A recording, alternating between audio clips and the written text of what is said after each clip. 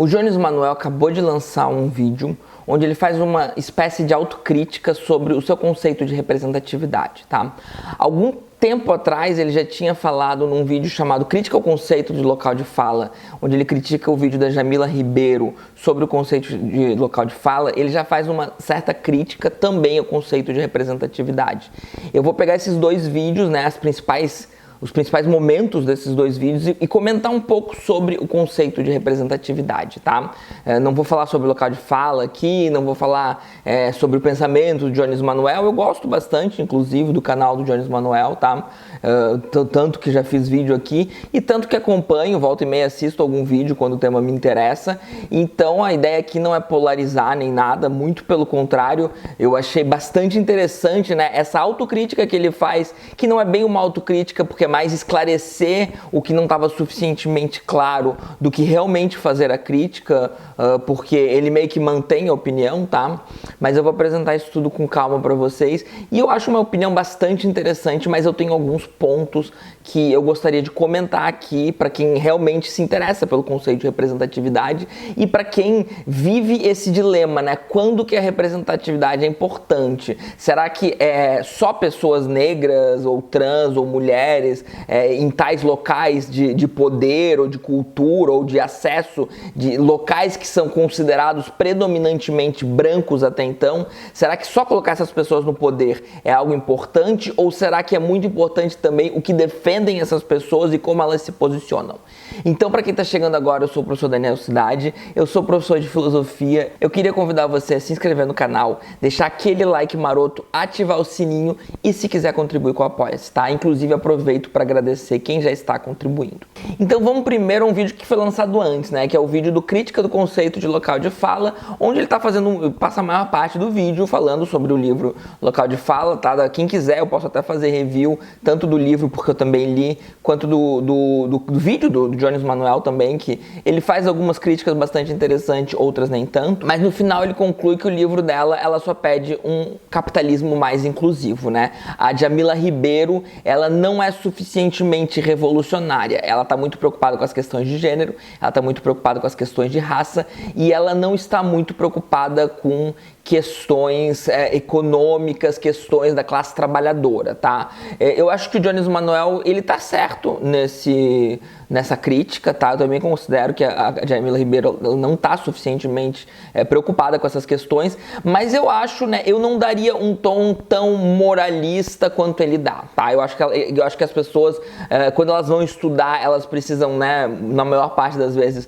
definir um escopo e se aprofundar em algo, e a Jamila Ribeiro faz bem aquilo que ela se propõe a fazer, que é falar de gênero e raça, e de vez em quando ela dá umas pinceladas em questões econômicas, ela não as nega, tá? Mas vamos combinar que é bastante difícil entender Marx, é bastante difícil entender economia, e muitas vezes as pessoas escolhem, às vezes até como estratégia, não falar de temas que não entendem tanto, até para não falar besteira sobre o tema, tá? Então, se é verdade que eu acho que ela deveria dar mais atenção a essas questões econômicas, eu também acho que eu não deveria falar muito sobre o que a Jamila Ribeiro deveria fazer, né? Então fica aquela coisa. Eu também acho bastante importante falar sobre a classe trabalhadora. Mas o momento que eu quero chegar é a crítica que o Jones Manuel fala de que o conceito de representatividade nunca esteve tão forte no mundo quanto hoje, e, no entanto, a classe trabalhadora nunca esteve tão mal, tão ferrada, né? Então, a ideia de que a representatividade, ela não resolve as questões centrais do capitalismo, ela não resolve a classe trabalhadora, e são a classe trabalhadora que mais se ferra, inclusive com as questões raciais e de gênero e afins, tá? Eu concordo de novo com isso, tá? Realmente a representatividade está cada vez mais forte, e isso, junto com a representatividade, a gente não vê necessariamente uma crítica ao capitalismo. O que eu queria dizer é o seguinte, não existe um falso dilema, que a gente não deveria entrar num falso dilema, né? Ou você combate tudo, ou você não combate nada, né? Na verdade, você pode combater, então, com um discurso de representatividade, você pode combater o racismo e deixar o capitalismo intacto, tá? Isso não necessariamente é ruim, isso só é insuficiente, mas eu acho que as pessoas toda pessoa, na verdade, vai ser insuficiente em algum grau. Então, a representatividade, ela não serve mesmo para resolver o capitalismo e nem deveria servir. Não é isso que ela se propõe, tá? A representatividade, ela serve para resolver o fato de que existem locais que são vistos como ocupados por certos grupos e esses locais, na verdade, deveriam ser ocupados por todos os grupos. Então, vou dar um exemplo. Eu fui criado em escola particular e eu praticamente não tive colegas negros. Então, eu olhava o ambiente escolar, eu olhava um ambiente escolar de classe média e não via pessoas negras e naturalizei isso, certo? Isso faz parte do racismo estrutural. Eu deveria ter tido contato com mais pessoas negras, com mais pessoas trans, com, enfim, várias outras minorias, tá? Esse contato, se ele tivesse ocorrido, faria com que eu tivesse maior consciência sobre esses temas. Isso não iria resolver a questão do capitalismo, mas isso resolveria uma série de problemas da nossa sociedade. Então, uma coisa não exclui a outra. O próprio fato, o simples fato da representatividade não resolver os problemas do capitalismo, não faz com que ela deixe de ser importante. No segundo vídeo, ele vai dizer, o que eu não defendo é uma representatividade vazia, né? No vídeo da autocrítica, da representatividade de uma autocrítica. Ele não defende uma representatividade vazia, né? Precisamos de mais mulheres da política, e ele cita a Tabata Amaral, que diz que precisamos de mulheres mais na política, né? Mas não precisamos de mais Tabata Amaral na política. Precisamos de mais negros na política, mas não precisamos mais de Fernando Holliday na política. O que o Jones Manuel está defendendo é que a gente precisa sim de representatividade, mas precisa ser uma representatividade revolucionária, precisa ser uma representatividade que vá legislar ou, enfim, fazer política a partir dos interesses do povo. Ela não pode ser uma representatividade liberal, ela não pode ser, por exemplo, o pink money, né, o famoso pink money, ou um capitalismo com representatividade, porque isso não contesta o sistema, tá? Eu vou concordar discordando do Jones, né?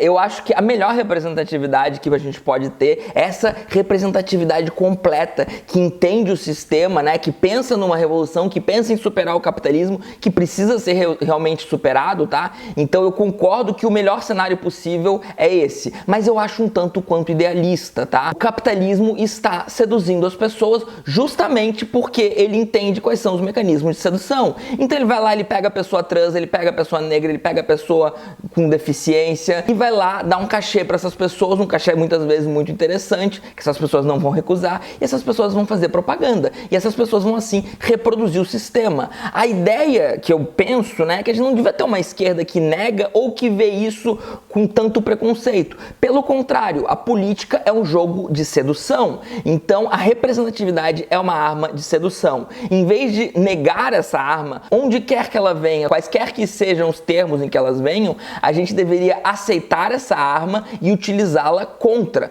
Então, é importante ter mais pessoas negras na política. Ponto. Se elas forem revolucionárias, se elas não forem liberais, se elas forem pessoas que estão legislando ou atuando para o interesse do povo, é melhor ainda. Porque, por si só, questionar a ideia de que existem espaços que são exclusivos das pessoas brancas já é uma coisa boa. Você não é alienado ou emancipado. Todo mundo é alienado em algum grau e todo mundo é emancipado em algum grau. Então, uma pessoa sai da sua condição, de repente, de alienado em questões raciais, porque ela é negra ou porque ela teve algum contato com o texto de Djamila, e ela começa a questionar o mundo. Ela encontra-se em um período do seu processo de sair da alienação, ela ainda não entendeu, ainda não leu Marx, ela ainda não entendeu a classe trabalhadora, etc., e todos os problemas. Ela está em um momento. É interessante que as pessoas negras, as pessoas trans, as pessoas, enfim, todas as minorias, as mulheres, façam mais parte desse momento. Melhor ainda se tiverem as pautas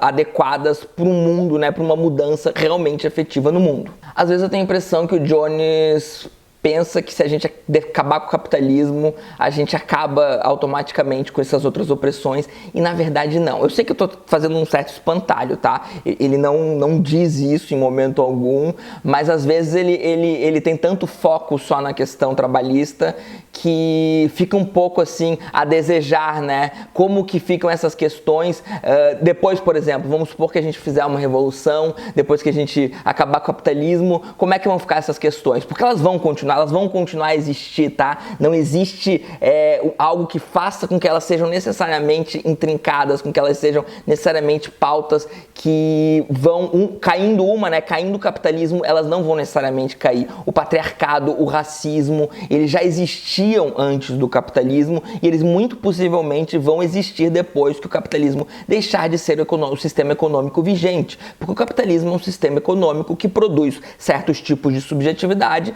mas socialismos e outros sistemas econômicos também produzem subjetividades que não necessariamente vão ser a subjetividade de uma humanidade em comunhão, em harmonia, sem racismo, sem misoginia e sem essas inúmeras coisas que a gente quer combater. Então é isso, pessoal. Espero que tenham gostado e até mais.